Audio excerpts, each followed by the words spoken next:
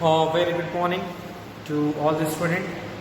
Let's discuss the very important topic of the class 11th accountancy and the chapter number 16, that is on depreciation. And you know very well what is the meaning of depreciation. Depreciation is a fall in the value of fixed tangible assets due to the regular use, constant use of machinery and the expiry of the time. There are basically two methods for providing depreciation in your syllabus according to the CBSE. The two methods are included in it. The first one is a straight line method. Second is a diminishing balance method. So आज हम लोग पहले question को solve करेंगे related to the preparation of machinery account, preparation of assets account by original cost method, and thereafter we differentiate between the straight line method and diminishing balance method with suitable examples. उसके बाद हम लोग एक question discuss करेंगे easy level का question with the help of written down value method. So the first question which are related to the original cost method is the question number 1. On 1st April 2015, a limited company purchased a machinery for 1,90,000 and spent 10,000 on its installation. At the date of purchase, it was estimated that the scrap value of the machine would be 50,000 at the end of 6th year. Give machine account and depreciation account for 4 years after providing depreciation by fixed installment method, जिसे हम लोग original cost method भी कहते हैं. The books are closed on 31st March each year. So हमें machinery account बनाना है. इस तरह के क्वेश्चंस में जो हम अकाउंट्स बनाते हैं उसके फॉर्मेट इस तरह से होते हैं. And the format is date particular amount, date particular amount.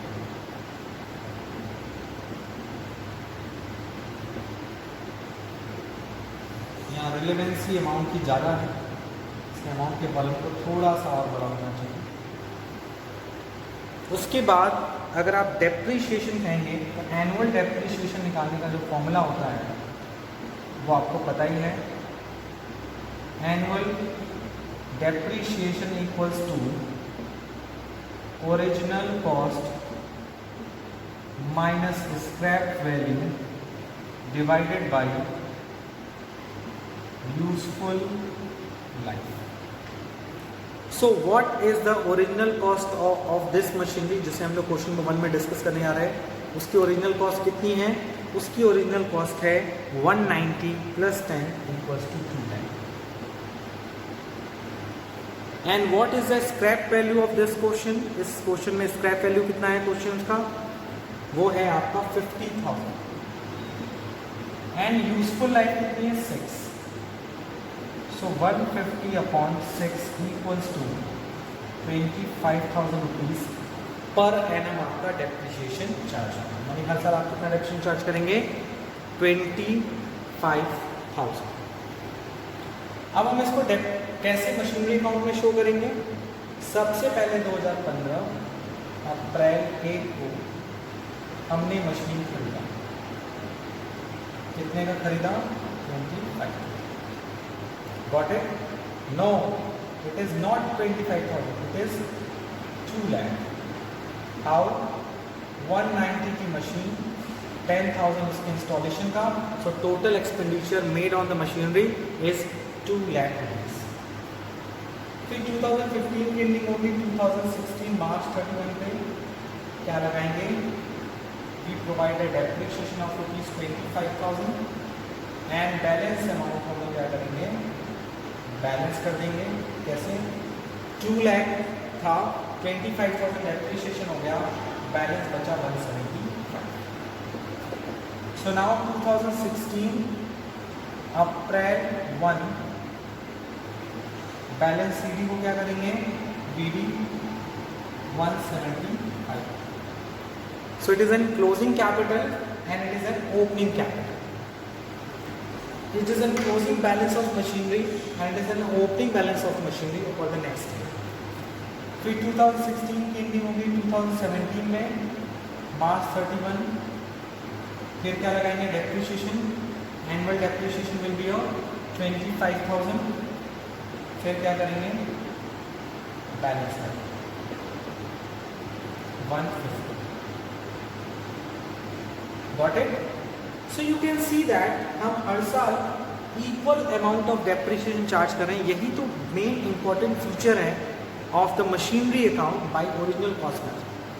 जब भी हम ओरिजिनल कॉस्ट मेथड से डेप्रिसिएशन चार्ज करते हैं तो उसमें डेप्रिसिएशन की अमाउंट इक्वल और स्टेबल होती है, क्योंकि उसका जो डेप्रिसिएशन जो चार्ज होता है वो 2 लाख पे चार्ज होता है, यानी 2 लाख मतलब ओरिजिनल कॉस्ट पे चार्ज होता है. और हर साल आपका एनुअल डेप्रिसिएशन भी सेम होता है. और आप अगर कंटिन्यू 25,000 का डेप्रिसिएशन लगाते रह गए तो एक समय के बाद एसेट की वैल्यू क्या हो जाएगी, रिड्यूस टू 0 हो जाएगी. So this is the solution of the question number 1. इसी के बाद आप इसको कंटिन्यू करेंगे फॉर 4 ईयर तक. 2 साल तक मैंने बना दिया है. 2 साल ऐसे यहाँ 2018-19, 17-18 और 18-19 के लिए क्या करेंगे, प्रिपेयर करेंगे. 150 है, फिर डेप्रिसिएशन लगाएंगे 150 पे 25,000 का, जो बैलेंस बचेगा फिर नेक्स्ट ईयर उस पर डेप्रिसिएशन आप चार्ज करेंगे. नोट डाउन कर लीजिए. उसके बाद हम लोग डिस्कस करने जा रहे हैं the very important topic, that is the difference between original cost method and written down value method.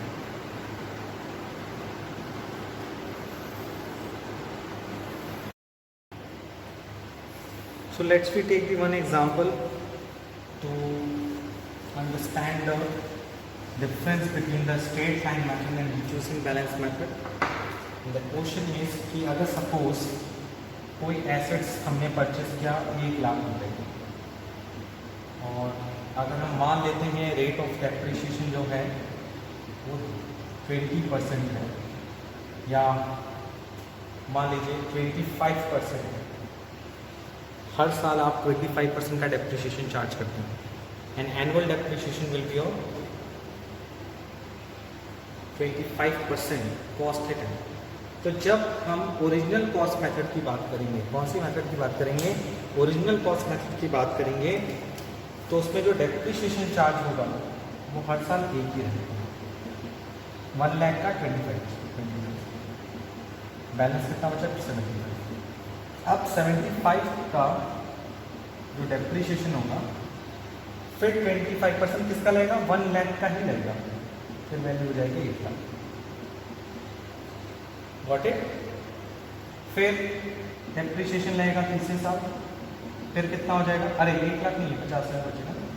फिर 25, यहाँ कितनी वैल्यू बचेगी, 25. डेप्रिसिएशन मतलब decline in the value of assets, value घटेगी ना. फिर लास्ट ईयर चौथे साल बाद फिर डेप्रिसिएशन लगेगा, तो ये क्या हो जाएगा आपका, यानी एक समय के बाद आपने देखा एसेट्स की वैल्यू 0 भी हो गई as per the straight line method. तो स्ट्रेट लाइन मेथड ये कहता है ना, हम जो डेप्रिसिएशन चार्ज करेंगे हर साल इस ओरिजिनल कॉस्ट का करेंगे. आप देख लीजिए, हर साल जो डेप्रिसिएशन चार्ज हुआ है, यानी 4 साल जो डेप्रिसिएशन चार्ज हुआ है वो 1 लाख का 25% है. दूसरी बात, हर अमाउंट इक्वल है. दूसरा पॉइंट भी सेटिस्फाइड हो गया. और तीसरा, eight the end of the year, साल के एंड में आपकी एसेट्स की वैल्यू कितनी हो गई, 0. यही है सिंपल सा. नोट डाउन कर लीजिए. वही अगर हम बात करें रिटन डाउन वैल्यू की, मान लीजिए यहाँ तो हमने रेट ऑफ डेप्रिसिएशन 10% लिया था और 25%, यहाँ हम मान लेते हैं 10% ले लेते हैं. अगर आप सेम ही लेंगे तो कोई दिक्कत नहीं, वैसे 25% लेंगे तो कैलकुलेशन करना पड़ेगा ज़्यादा. यहाँ पे अगर आप देखेंगे तो 1 लाख की कॉस्ट है और हर साल 10% लगाना है, तो पहले साल जो डेप्रिसिएशन लगेगा वो कितना लगेगा, 1 लाख का 10% नहीं 10%. बचा कितना, 9,000. अब जब आप दूसरे साल डेप्रिसिएशन लगाएंगे यहीं से डिफरेंस स्टार्ट हो जाएगा. पहले साल तो सब लगभग सेम चल रहा होगा, लेकिन दूसरे साल से डिफरेंस क्या दिखेगा आपको कि 1 लाख का 10% नहीं लगेगा, 90,000 का 10% यानी 9,000। ये जो डेप्रिसिएशन है वो हमेशा किस वैल्यू का लगेगा? हमेशा बुक वैल्यू का लगेगा, हमेशा बुक वैल्यू का चार्ज होगा। सो ये रिटर्न डाउन वैल्यू कितना आ गया? 81,000। फिर डेप्रिसिएशन जब लगाएंगे, आप जो डेप्रिसिएशन लगाएंगे फिर वो 8,100 का लगेगा। कितना हो जाएगा? 8,100। सो रिमेनिंग कितना बचा? 72,900। फिर जब नेक्स्ट ईयर डेप्रिसिएशन लगाएंगे तो ये जाएगा 7290। तो यहाँ जो डेप्रिसिएशन लगता है वो पहली बात तो ये रहता है कि वो ओरिजिनल वैल्यू का नहीं लगता, रिटर्न डाउन वैल्यू, इसको क्या बोलते हैं? Return down value, return down value का लगता है।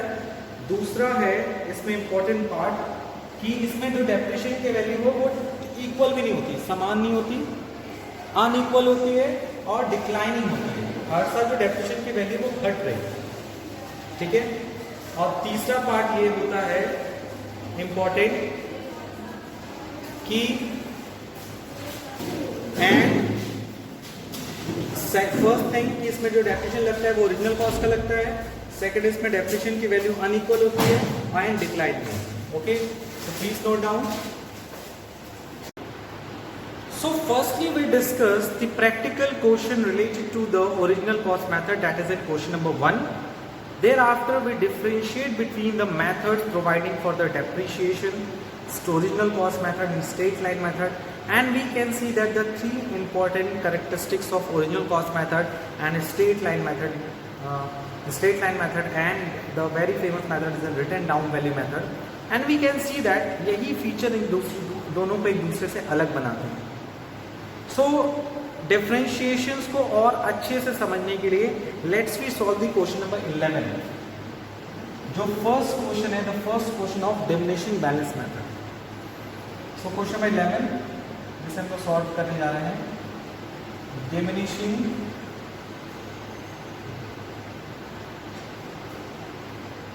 डिमिनिशिंग बैलेंस मेथड, जिसे हम लोग रिटन डाउन वैल्यू मेथड भी कहते हैं। What is this method? You know very well. Question क्या कह रहा है?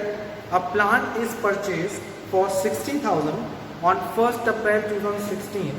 It is estimated that the residual value of this plant of its working life of 10 years will be 2920, मतलब scrap value 20,920 रुपये होगी और मशीन की कॉस्ट वैल्यू 60,000 है और साथ ही साथ working life 10 year. Depreciation is to be provided at 10% per annum of diminishing balance method. तो यहाँ पे जो डेप्रीशिएशन कैलकुलेट होगा वो रिटन डाउन वैल्यू पे मेथड कैलकुलेट होगा और यहाँ पे ये वाला फॉर्मूला नहीं चलेगा, original cost minus scrap value divided by useful life. यहाँ पे कौन सा फॉर्मूला चलेगा?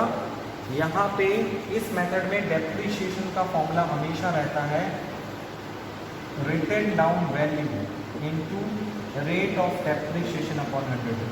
यहाँ वो वाला फॉर्मूला अप्लाई नहीं होता है। तो हमें कौन सा अकाउंट बनाना है? एसेट्स का नाम क्या है?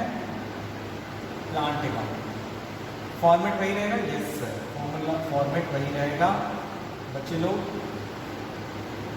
फॉर्मेट में कोई चेंज नहीं होगा।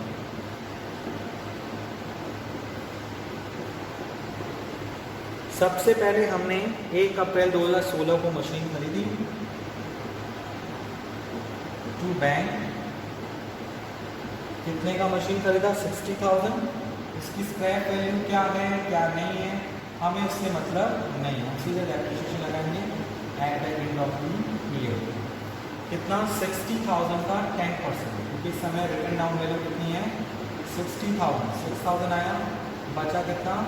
54,000। ये क्या हो गया? उसका बैलेंस है। Got it? First year complete. फिर इसको फॉरवर्ड करेंगे 2017 अप्रैल 1 by two balance BD brought down कर दिया 54,000। फिर 2017 के बाद 2018 मार्च 31 को फिर क्या लगाएंगे? फिर हम डेप्रिसिएशन चार्ज करेंगे। किस मेथड से? Diminishing balance method. और डिमिनिशिंग बैलेंस मेथड ये कहता है कि जो डेप्रिसिएशन हम चार्ज करते हैं वो ओरिजिनल कॉस्ट पे नहीं चार्ज करते, वो हम रिटन डाउन वैल्यू पे चार्ज करते हैं। जैसे रिटन डाउन वैल्यू कितनी थी? 60। तो फर्स्ट ईयर डेप्रिसिएशन किस पे लगा? फर्स्ट ईयर हमारा डेप्रिसिएशन जो लगा है वो किस पे लगा है? 60,000। सेकेंड ईयर हमारा डेप्रिसिएशन किस पे लगेगा 54,000, क्योंकि रेटेड डाउन वैल्यू क्या है 54,000 का 10% 5,400। फिर जो बैलेंस आएगा, बैलेंस जो आएगा उसको हम लोग बोलेंगे 48,600। फिर 2018 के बाद 2018 अप्रैल 1 टू बैलेंस BD 48,600। फिर इसका एंड कब होगा 2019 मार्च 31 बाई डेप्रिशिएशन। फिर से आप जो डेप्रिशिएशन लेगा वो किस पे लेगा, अब आपको समझ में आ गया होगा 48,600 10% है ना। फिर आप इसको क्या करेंगे बैलेंस करेंगे। इसी तरह से इस क्वेश्चन में ये प्रोसेस चलता रहेगा फॉर 4 ईयर, क्योंकि question is asking to prepare the plant account for 4 year. So you can see that what is the biggest difference between the original cost method and written down value method. Original cost method में हमेशा depreciation इस value पे लगती थी, इसीलिए depreciation समान आती थी, इक्वल आती थी। और दूसरी बात कि अमाउंट सेम रहती थी, स्टेबल रहने के साथ साथ कभी भी एसेट्स की वैल्यू जीरो नहीं होती थी। रिटन डाउन वैल्यू में अगर आप देखें तो डेप्रिसिएशन की अमाउंट चेंज होने के साथ साथ डिक्लाइन भी हो रही है, एंड जो प्रैक्टिकल लाइफ में क्या है पॉसिबल होती है। तो इसीलिए हमेशा याद रखिएगा from income tax point of view, income tax authority की अगर हम बात करें, from income tax authorities point of view written down value method of depreciation, written down value method of depreciation is acceptable। आप सोचिए कोई भी ऐसी मशीन होती है जिसकी स्क्रैप वैल्यू जीरो होती है, नहीं। ओरिजिनल कॉस्ट मेथड में क्या होता है स्क्रैप वैल्यू जीरो हो जाती है, मतलब एक समय के बाद उस एसेट्स की वैल्यू जीरो हो जाती है। बट प्रैक्टिकल लाइफ में अगर आप देखें, इनकम टैक्स के पॉइंट ऑफ व्यू से देखें तो रिटेन डाउन वैल्यू मेथड को ही एक्सेप्टेबल माना गया है, ओरिजिनल कॉस्ट मेथड को एक्सेप्टेबल नहीं माना गया। Okay, so this is the solution of the question number 11। इसको भी कंप्लीट करिएगा। मैंने आपके लिए 2 क्वेश्चन आज इनकम्प्लीट छोड़ा है ताकि आप इसको कंप्लीट करिए। And if you have any doubt so please ask me. Let's we see that the question number 10। Question number 10, which are related to the different cases of the preparation of the assets account, and the question is from the following transaction of the concern prepare machinery account for the year ending 31st March 2020, and the information are as follows: 2019 April 1 purchase of second hand machinery for 40,000, April 1 spend 10,000 on repair for making it serviceable। तो आपको पता है it is an capital expenditure, और capital expenditure को हम लोग क्या करते हैं एसेट्स में ऐड कर देते हैं। Next September 30 purchase an additional machinery for ₹20,000, and December 31 repair and renewal of the machine of ₹2,000, and on 2020 March 31 depreciate the machinery at 10% पर annum। तो सबसे पहले हम क्या बनाएंगे मशीनरी अकाउंट बनाएंगे। सबसे पहले क्या बनाएंगे machinery account.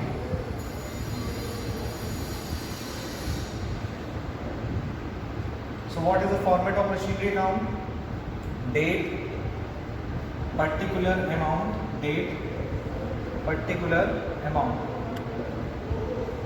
So first of all 1 April 2019 को हमने मशीन खरीदी टू बैंक। कितने की मशीन खरीदी? ऑफ ₹40,000, जिसमें 10,000 हमने स्पेंड किया। So total cost of the machine is 50,000। Next 30 सितंबर को हमने फिर एक मशीन खरीदी, फिर एक और मशीन खरीदी। कितने का मशीन खरीदा हमने? 20,000 का एडिशनल मशीन, और जिसपे हमने एडिशनल खर्चा जो कराया रिपेयर रिन्यूअल, वो कब कराया हमने उसको कराया है 2000 ऑन December 31। तो इस मशीन को जो हमने खरीदा है, मशीन नंबर 1 का जो खर्चा था वो इमीडिएट किया लेकिन मशीन नंबर 2 का जो खर्चा है वो इमीडिएट ना करके आफ्टर सम टाइम किया। सो बेसिकली आपको ये याद रखना है कि जब भी हम कोई भी एडिशनल एक्सपेंडिचर किसी भी एसेट्स पे परचेज डेट के कुछ दिन बाद कराते हैं, तो उस सिचुएशन में आपको ये ध्यान रखना है, उस सिचुएशन में it is not a part of the assets, वो रेवेन्यू एक्सपेंडिचर होगा, उसे मशीनरी अकाउंट में रिकॉर्ड नहीं करेंगे। और हाँ, eight the end of the year 2020 मार्च 31 को हमें क्या लगाना है, डेप्रिसिएशन लगाना होता है, पता है ना। Eight the end of the year हमें क्या लगाना होता है, डेप्रिसिएशन। कितना परसेंट, 10%। सो 70,000 है टोटल मशीनरी, जिसमें 50,000 जो फर्स्ट मशीन है 50,000 का कितना लगेगा, 5,000। लेकिन जो सेकेंड मशीनरी है उसमें कितना लगेगा, 20,000 का 10% लगेगा, बट 30 सितंबर से काउंट होगा, यानी अक्टूबर, नवंबर, दिसंबर, जनवरी, फरवरी, मार्च, 6 मंथ का डेप्रिसिएशन लगेगा। So it will be 1,000। So debit side का टोटल आ रहा है 70,000, क्रेडिट साइड का भी टोटल आना चाहिए 70,000। जो बैलेंस बचा 31 मार्च 2020 को 70 में से 6 किया तो कितना बचा, 64,000। It will be recorded in the credit side of the machinery account. रही बात सितंबर 30 की, तो इस क्वेश्चन में जो सितंबर 30 की जनरल एंट्री है वो तो मैंने रिकॉर्ड की, अप्रैल 1 की जनरल एंट्री रिकॉर्ड की, सितंबर 30 की रिकॉर्ड की, बट दिसंबर 31 की एंट्री नहीं होगी मशीनरी अकाउंट में, उसको आपको लिखना पड़ेगा। क्यों हमने नहीं नोट डाउन किया, तो आप उसको नोट करके लिखेंगे at the end of the question कि repair charge of rupees, repair charge of rupees 2,000 कब हुआ है, ये इंकर्ड हुआ है on December 31, is not recorded in machinery account because it is revenue expenditure। और मशीनरी अकाउंट में सिर्फ वही एक्सपेंस हम लोग शो करते हैं जो कैपिटल नेचर का होता है, रेवेन्यू नेचर के आइटम्स को हम लोग रिकॉर्ड नहीं करते हैं। Got it. अगर ये स्ट्रेट लाइन मेथड होता तो जब हम आगे इसको कंटिन्यू करते फॉर 2021 तो डेप्रिसिएशन किस पे चार्ज होता, 50 एंड 20 पे चार्ज होता। ओके, यानी उसमें डेप्रिसिएशन विल बी कांस्टेंट, यानी डेप्रिसिएशन हमेशा किस पे लगता है, original cost of the machine पे लगता है। लेकिन अगर हम written down value method follow करते हैं इस क्वेश्चन में तो फर्स्ट मशीन की वैल्यू कितनी बचती, 50,000 में, जिसमें 50,000 फर्स्ट मशीन से 5,000 डेप्रिसिएशन लग गया तो 45,000 फर्स्ट मशीन का उस पर डेप्रिसिएशन लगता, और सेकंड 20,000 -1 यानी 19,000 पे डेप्रिसिएशन लगता for the next year. Note down कर लीजिए, इसके बाद हम नेक्स्ट क्वेश्चन सॉल्व करेंगे। So now today we completed the very important chapter, that is in depreciation, and you can see that there are basically two methods by which we can easily provide the depreciation on the fixed tangible assets, that is in straight line method and diminishing balance method.